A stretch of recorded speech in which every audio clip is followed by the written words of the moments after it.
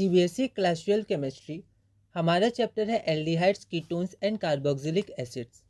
अगला क्वेश्चन है question number 37। An aromatic organic compound A with molecular formula C8H8 gives a positive DNP and iodoform test. तो हमारे पास जो compound A है वो पहला एरोमेटिक है, उसका मॉलिक्यूलर फॉर्मूला इतना दिया हुआ है और वो पॉजिटिव डीएनपी टेस्ट देता है और पॉजिटिव आयोडोफॉर्म टेस्ट देता है। It neither reduces Tollens reagent nor does it decolorizes bromine water। तो reduces Tollens reagent, तो Tollens reagent क्या होता है? ऑक्सीडाइजिंग एजेंट होता है, तो वो खुद रिड्यूस होगा। तो ये कंपाउंड टॉलेंस रिएजेंट को रिड्यूस नहीं करता है, इसका मतलब वो टॉलेंस टेस्ट नहीं देता है और ये ब्रोमीन वाटर को डीकलराइज भी नहीं करता है। तो हमें ए का स्ट्रक्चर लिखना है। यह क्वेश्चन ऑल इंडिया 2018 में 1 मार्क का पूछा गया था। एक बार आप इस क्वेश्चन को ट्राई करिए, फिर हम लोग आगे बढ़ते हैं। तो यहाँ पर बहुत सारी इंफॉर्मेशन है, हम लोग एक एक करके देखते हैं। सबसे पहले मॉलिक्यूलर फार्मूला ऑफ ए क्या दिया है? तो मॉलिक्यूलर फार्मूला ऑफ ए दिया है C8H8O और वो एरोमेटिक है। सेकंड क्या दिया हुआ है कि A gives positive DNP test. अब जो 2,4 डीएनपी टेस्ट हमारा होता है वो कौन देता है? तो वो आपका एल्डिहाइड और कीटोन्स देता है, ठीक है। और ये एक इम्पॉर्टेंट टेस्ट है कि 2,4 डीएनपी टेस्ट या डीएनपी टेस्ट आपका जो ये डीएनपी टेस्ट होता है वो आपका एल्डिहाइड और कीटोन्स देता है, उसके प्रेजेंस को शो करने के लिए होता है।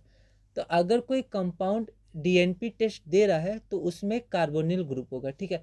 लेकिन यहाँ पर कार्बोनिल ग्रुप आपका एसिड में भी होता है, ठीक है, इसलिए यहाँ पर हम लोग थोड़ा स्पेसिफिक हो सकते हैं।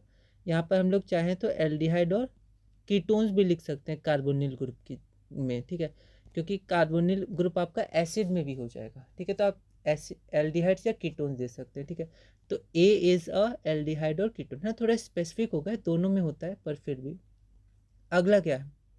ए गिव्स पॉजिटिव आयोडोफॉर्म टेस्ट। तो अगर ए पॉजिटिव आयोडोफॉर्म टेस्ट देता है मतलब वो मिथाइल कीटोन है, तो ए इज़ मिथाइल कीटोन, ठीक है। तो अब वो कीटोन है तो यहाँ से एल्डिहाइड एक तरह से हट गया, है ना। आगे बढ़ते हैं। A does not reduce Tollens reagent. अब टॉलेंस और फेलिंग्स ये कौन करते हैं? एल्डिहाइड्स देते हैं, कीटोन्स नहीं देते हैं। मतलब ये एल्डिहाइड नहीं है, तो फिर से यहाँ से पता चला ये एल्डिहाइड नहीं है, मतलब अब कंफर्म है। पहले भी कंफर्म था मिथाइल कीटोन है, पर एक बार और हम लोग कंफर्म हो गए कि ये आपका एल्डिहाइड नहीं है, ठीक है। A does not decolourise bromine water, ठीक है, ये इंपॉर्टेंट है। ब्रोमीन वाटर टेस्ट, तो ब्रोमीन टेस्ट कौन देता है? तो C double bond C unsaturated compound, ठीक है, सी डबल बॉन्ड सी या सी ट्रिपल बॉन्ड सी, है ना। तो ये ब्रोमीन वाटर टेस्ट नहीं देता है ना।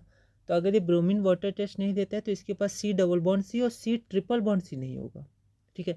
ये तो एरोमेटिक का है, पर जो सिंपल सी डबल बॉन्ड और सी ट्रिपल बॉन्ड वो है तो वो नहीं होना चाहिए इसके पास, है ना। फिर क्या दिया हुआ है? तो बस इतना दिया हुआ है, ओके। तो यहाँ पर हम देख सकते हैं ए के पास इंफॉर्मेशन क्या क्या है। Molecular formula aromatic contains a carbonyl group की जगह लिख सकते हैं इज एल्डिहाइड और कीटोन, ठीक है, ये भी लिख सकते हैं स्पेसिफिक होने के लिए, वरना ये भी सही है पर फिर भी स्पेसिफिक के लिए। ये मिथाइल कीटोन है, एल्डिहाइड नहीं है, और सी डबल बॉन्ड सी और सी ट्रिपल बॉन्ड सी नहीं लेता है। पर एरोमेटिक का बात नहीं हो रहा है, एलिफेटिक का बात हो रहा है, ठीक है, क्योंकि ब्रोमीन का जो डीकलराइजेशन है वो एक्चुअली फिनॉल में भी होता है, एनिलीन में भी होता है टेस्ट, ठीक है। तो C double bond C aliphatic का, C triple bond C aliphatic का, फिनॉल एनिलीन, ये 4 होते हैं, ठीक है। पर यहाँ पर जनरली फिनॉल या एनिलीन तो यहाँ पर है नहीं, ठीक है, क्योंकि एक ही ओ है आपके पास अगर आप ध्यान दीजिएगा, और वो आपका कार्बोनिक ग्रुप में हो गया। तो फिनॉल तो है नहीं और एन नहीं है तो एनिलीन भी नहीं है, तो आपका सी डबल बॉन्ड सी और सी ट्रिपल बॉन्ड सी है, ठीक है। इतना इतना ठीक है, क्योंकि इतना हमने पढ़ा है अनसेचुरेशन के लिए। और ये हो गया, ठीक है। तो अब आप क्या बन सकता है? तो देखिए सबसे पहले तो आपका बेंजीन रिंग बन जाएगा। तो बेंजीन रिंग में आपका C6 और H6 ये हो गया। अब क्योंकि आयोडोफॉर्म टेस्ट देता है तो कीटोन और एल्डिहाइड ज़रूरी है, तो एक सी कीटोन का और एक सी आपका अल्डिहाइड नहीं, सॉरी, कीटोन और मिथाइल ग्रुप CH3। तो अब कितना हो गया? तो देखिए C6H6 था, पहले बेंजीन तो हो गई, एरोमेटिक लिखा हुआ है, ठीक है। अब यहाँ पर 2 कार्बन आपका है, एक कीटोन का एक मिथाइल का, आयोडोफॉर्म टेस्ट दे रहा है, तो C8 पूरा हो गया, है ना। अब यहाँ पर 3 कितना है? हाइड्रोजन 3 और जुड़ जाएगा मिथाइल का तो 9 हो जाएगा, पर 8 ही है, क्यों?